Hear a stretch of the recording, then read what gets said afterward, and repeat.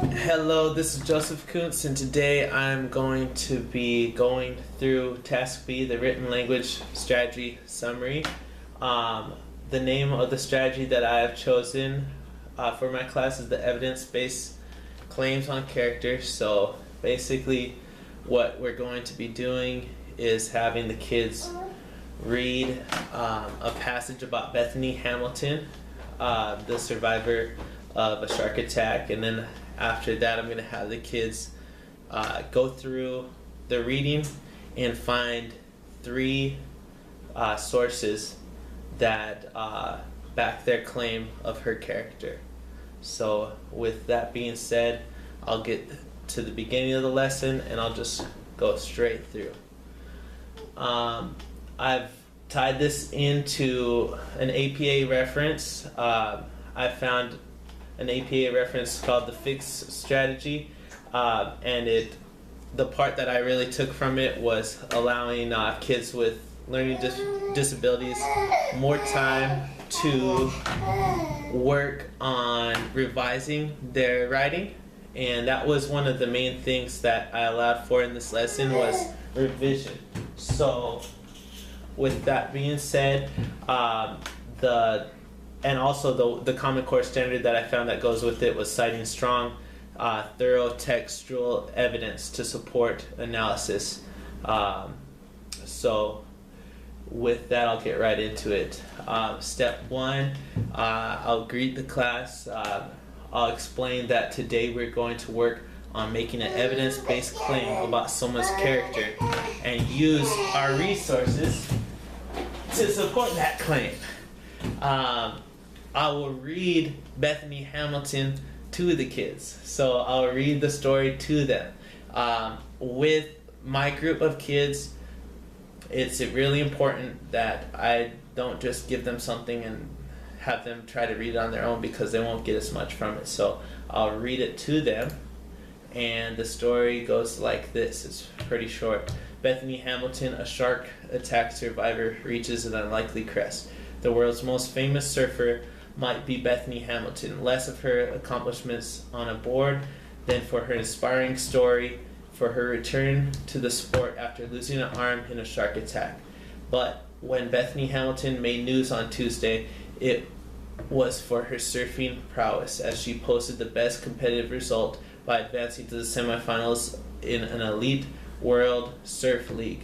The article goes on to tell about how she was attacked by a shark and how she decided to get back on a surfboard at a young age after such an intense ordeal that she went through.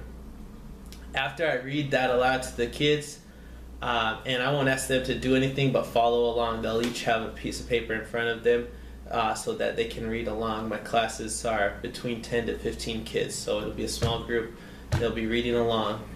After I ask them to read along, I pull up a video. I've attached a link to my lesson plan, and the video basically gives them more of a backstory about Bethany Hamilton and what she went through. And after the video is done, I go back, reread the same story, but this time I will ask the students to use their highlighters, use their pencils, and they're going to need to mark important details that explain the character of Bethany Hamilton. Mark important things that explain her character. From there, I'm going to partner students up and ask them to come up with their partners with one adjective that describes Bethany Hamilton. A lot of the common words that'll come up would be brave, strong, courageous, stuff like that. They'll be coming up with adjectives with their partner, and they'll have to decide on one word that they want to work with their partner. Say for instance they decided that the best way to describe her was brave. Then with their partner they need to find three supporting details from either the reading or the video that we shared. They need to find three supporting reasons, evidence to back their claim of her character. once they come up with the strongest 3 reasons, they will be asked to share with the class. We'll ask for volunteers to share what their groups came up with. The groups are pre-selected, and I will try to put higher level kids with lower level kids. That way they can build off of each other, and the lower level kids can get the support they need. They come up with the 3 strongest ones, and then we share it with the class. So I'll be up on the whiteboard, and I will be doing bubble maps. So I'll ask the one group to share, and they'll say that she was brave. So I'll write brave on the smart board or the whiteboard. I'll circle it, and then I'll do little arrows with their first reason, their second reason, their third reason to back the claim that they think that she's brave. We'll do that with every group. I can do that in my setting because I have a smaller class. I've only got, like I said, I only have 10 to 15 kids, so I'll be able to do each groups. Sometimes I could see it getting redundant because a lot of the kids might have the same type of words, or they might have similar reasons, and you might just have too big of a class where you couldn't do every single group, but you could pick a couple, and just so the kids have something visual that they can work off when they create their paragraphs for their writing.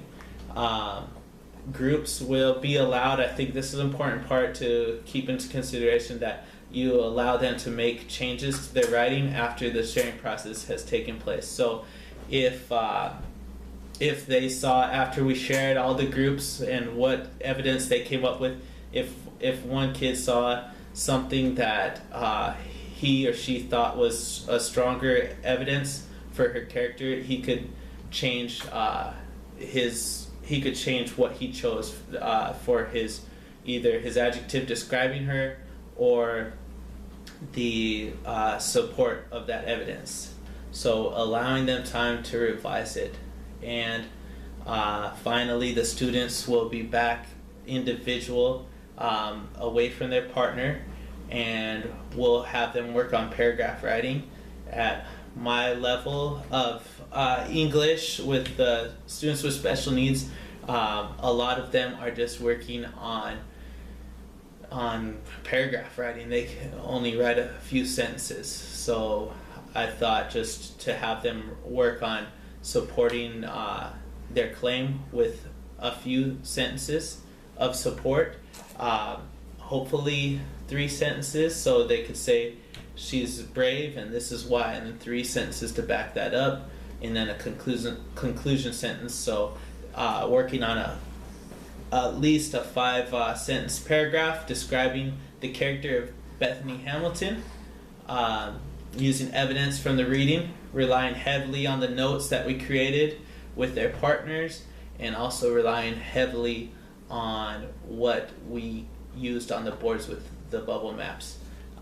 There's some adaptations that I've already mentioned. Students will be in predetermined groups. They're allowed to be placed, the higher level students with the lower level students. The text is read aloud by myself, by the teacher. That helps increase the comprehension for the struggling learners, the struggling readers. And another thing that's important is that we reread it a second time, because I found that a lot of times the kids might not be fully comprehending it the first time through, and after they saw the video they can envision what she looks like. Then you read it a second time to really cement the main ideas of the reading. And with that, obviously I'm going to give my kids all kinds of extra time if they need it. Kids under IEP, that they oftentimes will need more support and extra time. They might need to work on this over a second day, but this would be something that I would try to get done in one class period, maybe 45 minutes at the most, and you should be able to get through this lesson. Thank you so much, and I hope I made it clear for you guys. Thank you for letting me have this little one in the video too. Have a good day.